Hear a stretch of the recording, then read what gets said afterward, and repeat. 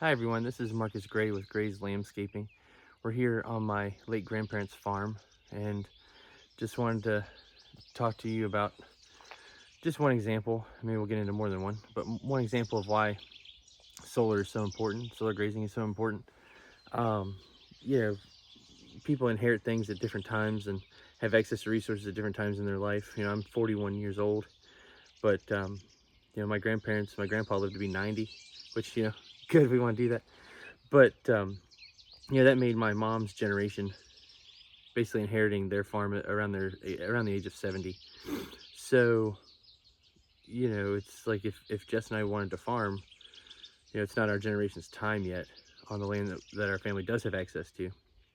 And so, there's just a lot of moving parts and things like, we have a long history with agriculture, but our current generation, there's 9 of us grandkids. The farm got divided into thirds, and, figuring out who's going to farm uh, isn't always straightforward, but it's my parents' generation's time to manage the property and steward the land. So, just to give you an example, this farm has been in the family since I guess the 1960s, early 1960s. My grandpa bought it. He was the youngest of 8 kids. His parents had 3,000 acres just on the hill over here across the road, and my Uncle Henry got the bulk of that. Great Uncle Henry, but everything kind of north of here was part of that farm, and Grandpa inherited a quarter section, which is 160 acres, and he used that to build his operation, including buying this place. He actually used to rent uh, the half a section to the 320 acres across the road from the house, and then they moved from a house across the road to here when my mom was, I think she was 9. Um, and the story about this is, my Uncle Henry, because he had access to more equity, purchased the 320 acres across the road. My grandpa bought this 80 as a step of what he was doing toward his 450 that he eventually got to, but between rented and owned land. And, the man that built this house, it's about 1900, so the house is 125 years old at the time of this recording. But he essentially, the story we were always told is he built the house for a lady that he wanted to marry him, and he asked the gal after he built the house if she wanted to marry him, and she said no. So a little disappointed, and he ended up moving away. But his sister ended up with the farm, and her husband, and those are the people that my grandpa bought the farm from. So yeah, it's kind of funny. It's how some of these things work out. Your best laid plans don't always come to fruition. But so just a little bit of more of the history here and neighbors. So, mom and dad now own this 80 acres in the house. That was my grandparents, mom's parents, and my Uncle Jay. My mom has 2 sisters. So my uncle by marriage, Uncle Jay, he cuts hay on the north half of the farm, and then mom's cousin actually farms the row crop ground. And they have multi-year leases, and they have a long-term relationship, and they work together on it. And it's that generation's time. So you can't sit here and go, well, I'm going to wait. Am I going to wait 30 more years? I hope so. I hope it's longer than that before anybody in my generation takes this over. But I'm the middle child of 5, so there's another situation where land, the way things pass down or get rearranged, it's like you can't bank on that. I mean, I'm the middle child of 5. And so, who's to say if anything would come to us? So like, we spent a lot of time here hunting and fishing and growing up here, running around the fields and the timber. But land, the way it gets inherited or sold or broken up or distributed, it's not a guarantee. So solar really gives us the opportunity to have access to land, access to capital, and helps solidify an operation so that in the future, hopefully, we can buy more land, because that's the goal. Our ancestors came here to be able to own property, not work necessarily for somebody else on their land for their entire life and for multiple generations. So kind of like the old manorial system. So yeah, and like I said, this farm's 30 acres outside of or 80 acres, excuse me, outside of a town of just over 400 people. Not to get anybody too excited, but there's actually some pretty high voltage power lines that run across the south end. But yeah, it's this is a prime situation that, you know, if we didn't have sentimental attachment to it, or maybe, I don't know, maybe at least that's not my decision, talk to my parents. But, you know, this is a farm where the additional revenue, if you're the landowner, from the rental payment from the solar would give you an income stream and some cash flow to be able to do other things.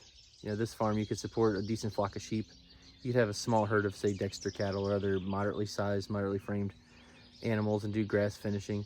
But yeah, it'd be hard to make money doing conventional farming on just the 80 acres or a portion of the 80, because, you know, there is timber, you know, we hunt and there's woods and a pond and fence rows, and so, you know, there's a yard, decent sized yard that I'm standing in right now. It's a few acres. So yeah, there's just lots of ways that this stuff can look. But, you know, just to say that because you're not on your home place necessarily, you know, doesn't mean that you or your family, you know, don't have deep agricultural heritage or connection to a place, or the ability to transition to a new place. Excuse me. So yeah, I just wanted to do a quick little video, show you around the farm a little bit best we can. But like my aunt and uncle, you know, Uncle Jay and my Aunt Donna that I mentioned that cut hay here, you know, they own the quarter section that my grandpa inherited. Aunt Donna was the eldest, and she got that piece, and it's kind of neat. So the north end is family, the northeast end, my mom's cousin, he's got what was Uncle Henry's farm, great Uncle Henry's farm. The state is east of us, and so they're buying more ground all the time. This farm's actually within what they consider to be the expansion footprint of the park. And so, you know, that's another thing, that solar can help keep the land in the family. It could keep, you know, it's not eminent domain, like they would buy it. But still, it's like if you want to keep it working and you want to keep it in the family, having that rental payment, even on a portion of the farm, would be helpful. You know, so like there's 45 acres of row crop ground. You know, there's 10 or 12 acres around the big old barn that, you know, it's from the 1860s. So you really don't want to mess with that aesthetic too much. You know, the barn needs some work. Maybe money could be used to help restore that. Or, you know, there's erosion problems on the farm because of the terracing that was going on west of us, which is actually mom's cousin, another cousin. You know, you basically take 300 acres and have all the water coming out one pipe. It's like putting your thumb on the garden hose and you dig a little trench. So that's basically what's happening on the north end of this farm. So, you know, we could have some grade control structures or other civil work done to prevent erosion on the north end of the farm. You could afford to put in new fencing. A lot of the fencing was old. You know, it's just old hand cut posts that have since rotted, or, you know, they cleared out. Actually, I got a little video of that when I was filming the road, that, you know, the power company, or, you know, they ran internet of all things through here. You know, we have like mid-century doilies on the tables, and they just ran internet here. So it's kind of fun. But anyway, so those fence rows got cleaned out, so this could be rebuilt. Yeah, there's always work that can be done on a farm, and, you know, solar can help be a revenue stream and some income, passive income for that you can make money off of land. You know, there's a lot of absentee landowners, especially here.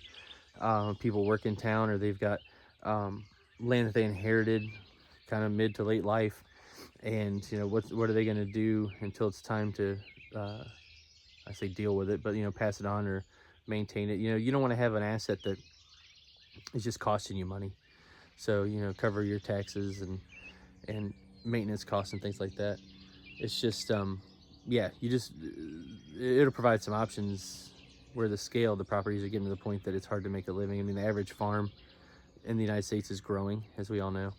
Inputs are going up, other expenses are going up, and we have a problem with people wanting to be able to transition to the farm. So it's like, okay, could you put a portion of your property in solar, get some passive income, be able to cover the taxes, but then set it up to where it might not be the immediate generation, but maybe it's the generation after that wants to come back and farm. We've got some relatives that do that. It's like the older generation, the current older generation, were in dairy, and then they raised their kids doing that, and then they got out of dairy. They're in beef cattle now.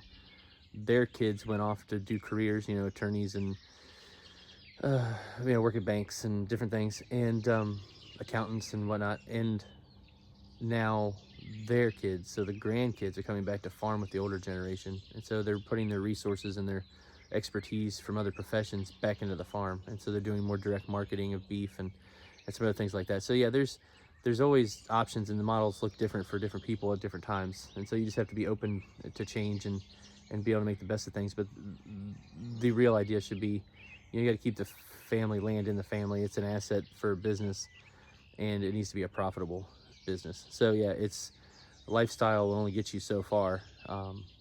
If you're working all day to come home and work all weekend or all evening at your farm, you're burning the candle at both ends, and a lot's gonna suffer. So anyway, yeah, so welcome to one set of my grandparents, one side of the family's farm. Dad grew up north of here. I don't know if we'll get up there this trip or not, but yeah, I just wanted to show you this side of the family's farm anyway, and talk a little bit about, whether you like solar or not, there's definitely some opportunities to help keep farms viable. Thanks.